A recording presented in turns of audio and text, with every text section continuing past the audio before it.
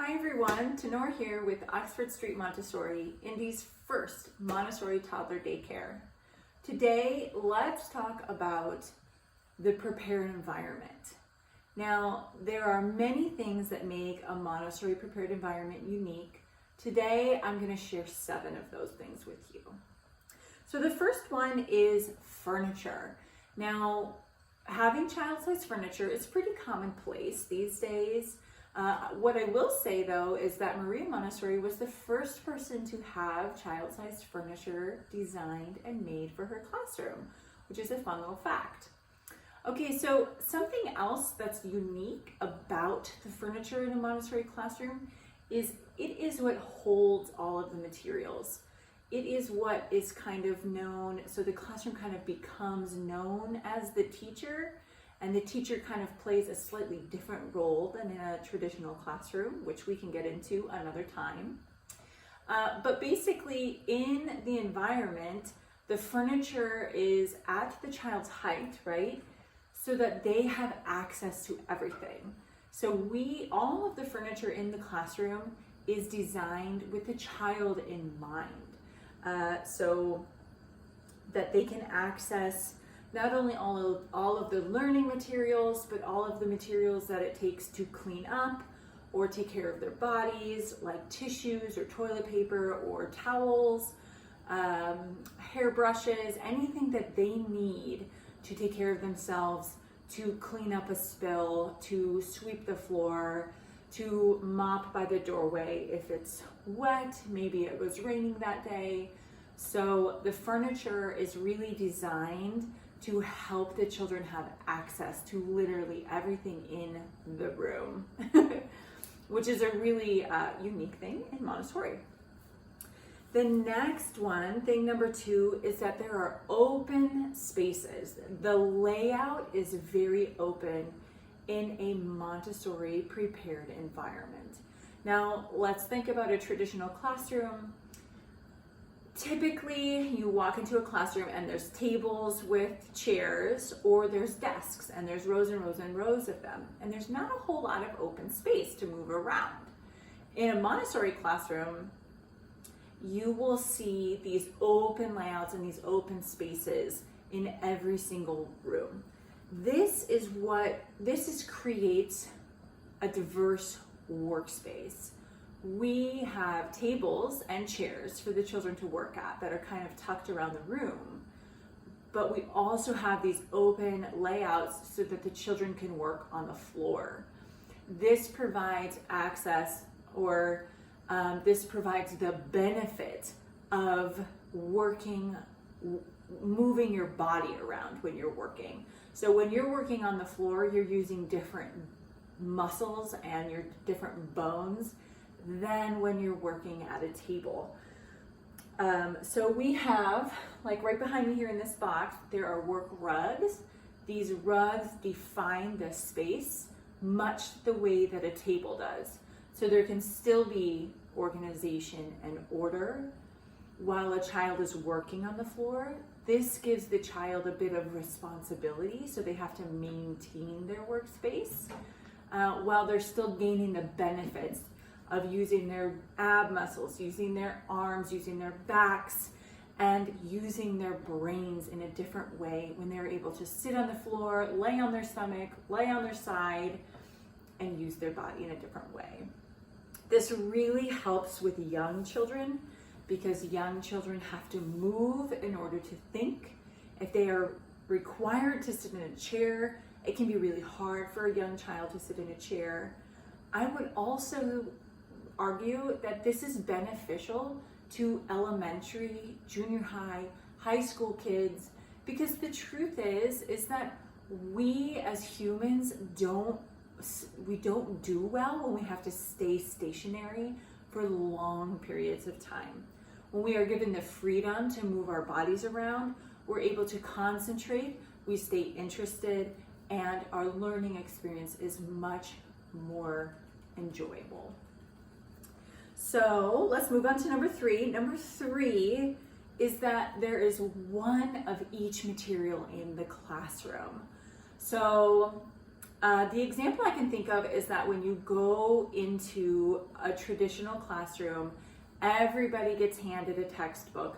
Nowadays, everybody's even getting like an iPod or a laptop of some sort. So everybody is handed the same material, right? Everybody gets a copy. In a Montessori classroom, in a prepared environment, there is one of everything. This creates this idea of having to be patient. You have to wait until somebody else is done using the material. So let's just say that there's a child using the shape sorter. This is a toddler space, so I have toddler materials out. This is a shape sorter, and let's just say that this is unavailable. Somebody's using it. It's not on the shelf right now. A child's using it. This requires the other children to be patient if they want to use this material. Montessori might be the only educational philosophy that I know that actually asks children to be patient from a very young age. We help them learn to take turns, right? So this also gives children the opportunity to look around the room and see what else they might be interested in using while what they want to do is being used, in use. So this kind of helps expand the child, both by expanding their patience and expanding their interests. Another thing that this does, this kind of like having one of each item in the classroom, is it keeps the classroom uncluttered. When you have one item on the shelf of each thing, then it just is so much more uncluttered. It's easier to keep things organized, and it's easier to keep things in storage better. It's easier to keep the shelves looking tidy and the classroom cleaned up tidy because there's just one of everything. So the fourth really unique thing about a prepared environment is the organization, and this goes above and beyond having just one item on every shelf. We actually use trays, baskets, boxes to hold each individual item. So this is a fetal development kind of wheel. The children are learning about fetal development here because I am carrying a baby in my belly or in my womb. So instead of just putting this out on the shelf, I put it in a basket, and the children have to carry the basket. So that keeps things really nice and organized on all the shelves so that you can also categorize each of the materials. This is a geo board. So everything that belongs to this activity goes into this basket. It helps keep the child organized, helps keep the material organized, and it is really nice and attractive to the eye. Now, another reason why organization, or what makes Montessori organization so unique, is that there is a place for everything and everything goes in its place. These items belong on the shelf exactly where they are. We require that the child put their activity back on the shelf where it goes. This is a counting activity, and this has to go back on the shelf where it's supposed to go, because otherwise how will we know when the next person wants to use this activity? How will they know where to find it? So it's a matter of respect, respecting both the people in the classroom as well as the environment and upkeeping kind of the tidiness of the space around us. We've all seen playrooms, maybe even preschools, that you walk in and it's just kind of really cluttery and messy, right? That is not the same in a Montessori environment. Organization is really important. The children are held to a higher standard. We know the capabilities of children. This helps them with their sense of order so much. Okay, so the next thing, the fifth thing that makes a Montessori prepared environment so unique, is rotation. So because we have the environment like we do, where the shelf work is kind of the teacher, it's guiding the educational path, right? So the children have the freedom to choose what they want to do from the shelves, and the teachers kind of help guide them if they need help, right? So because of this, we have created a dynamic environment that changes and shifts according to the interests, the skills, and the challenges that children have and need, rather than a static environment that pretty much stays the same. You set it up, and this is how it is all year long.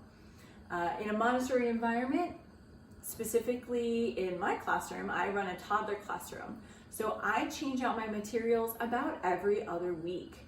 I'd say about every 2 months, 1 month to 2 months, the whole classroom is a whole new classroom. Toddlers need that much kind of rotation and stimulation to keep them interested. In a preschool classroom, you're going to have kind of the same sort of layout, and little things will change here and there. And when you get into the older years, less and less changes because you're kind of doing these really more abstract projects. But the idea of change becomes so much bigger because you're expanding your knowledge and your understanding of the world around you. So in a Montessori classroom, things are just, the rotation is a huge deal. Like I said, this is specific really to early childhood, from infancy all the way up through kindergarten years. Okay, so that was number 5. Number 6 is that something that is really unique to a prepared environment is the aesthetic of the room. We pay attention to what is attractive, what is pleasing to the eye, what is pleasing to the touch, what is beautiful. We know after years and years of studying children that children really respond better to a clean, organized, and attractive learning environment. Well, this also relates to stimuli. We try to keep things neutral. We try to use natural colors, and we bring in kind of this, we don't use like the, like the primary colors that you see in a lot of early childhood classrooms and daycares. We really try to use more natural and neutral colors. This communicates something different to the child. Colors actually change the way that we respond. They have an effect on our mind, on our mood, and Montessori teachers and Montessori environments, we really take that into account. Another thing with aesthetics is that we really think about lighting. Where's the lighting coming from? We really like to have a lot of natural light coming in as much as we can, and we like to use more incandescent styles of lighting. Fluorescent lighting has been known to really reduce the mood as well. It can have negative effects on mood, which is so unfortunate that so many of our schools and offices and just so many places use fluorescent lights, and I wonder how different it would be across the world if we switched to kind of, more bigger windows. Something that Montessori might be able to help those workplaces with too. Another thing with the aesthetics is that we really like to hang artwork low. We know that children enjoy looking at artwork as much as adults, and instead of requiring them to look up at a piece of artwork high up on the wall, we bring the artwork down to their level. In fact, we'll even show them how to view a piece of artwork and why. Artwork can be so enriching to a learning space culturally. It can talk about geography, it can talk about botany, So you can really gain a lot from just putting some artwork down lower. And then there's a couple other things too that have to do with aesthetic. You want to think about, again, like what is the space communicating? So we have a lot of visual texture to draw interest in. Instead of using really bright colors or flashing lights or like those little starbursts that I see in a lot of classrooms, we use visual texture.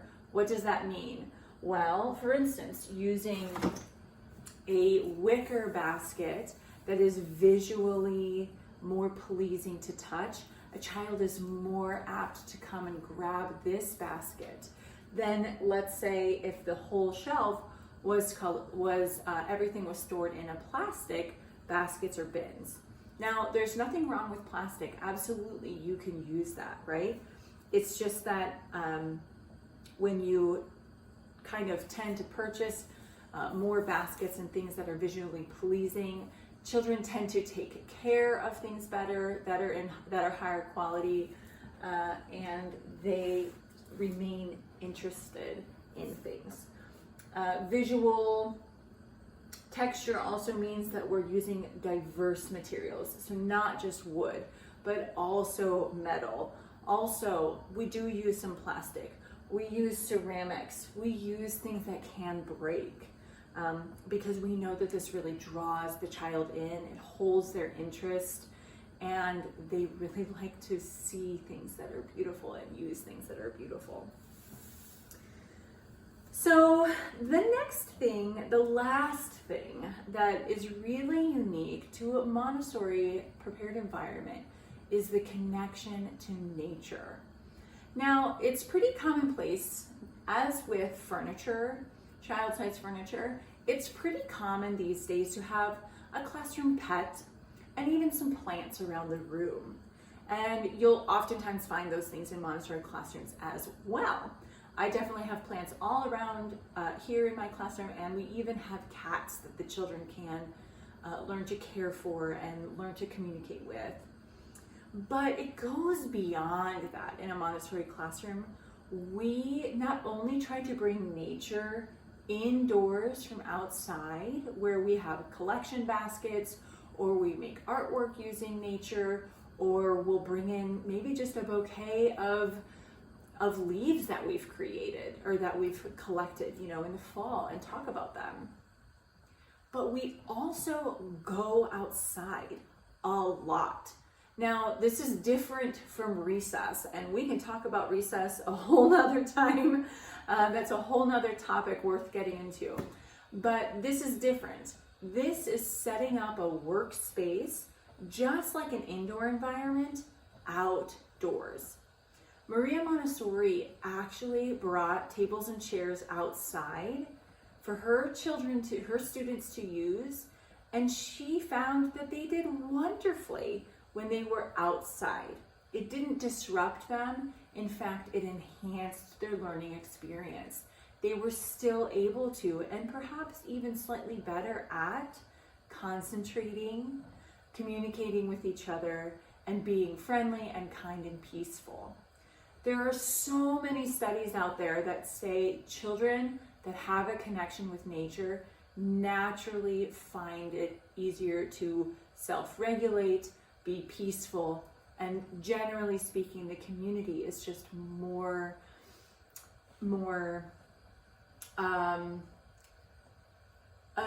collaborative and kind, So we typically have an outdoor classroom that is either connected to the main classroom and it is considered an extension of the classroom, or perhaps if that's not an option, some teachers will set up a space kind of outdoors where they can, or again, that's not always an option, so we just prioritize going outside, going on walks, going to natural play spaces.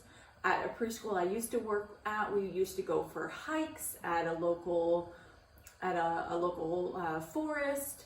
So there's many ways that you can bring a connection to nature into the classroom even if you don't have access to setting up an actual extension of the classroom like an outdoor classroom. So, okay, so those are your 7 things that are so unique to a Montessori prepared environment. It's really beneficial to consider all these things. And what's kind of, a bonus unique aspect of a Montessori prepared environment is that it can translate really well into your homes. The same principles apply to your home in so many ways. We want to be organized. We have access to everything. We want things to be beautiful. We want the home to be cozy. We consider the lighting. We consider the artwork. We consider the color palette.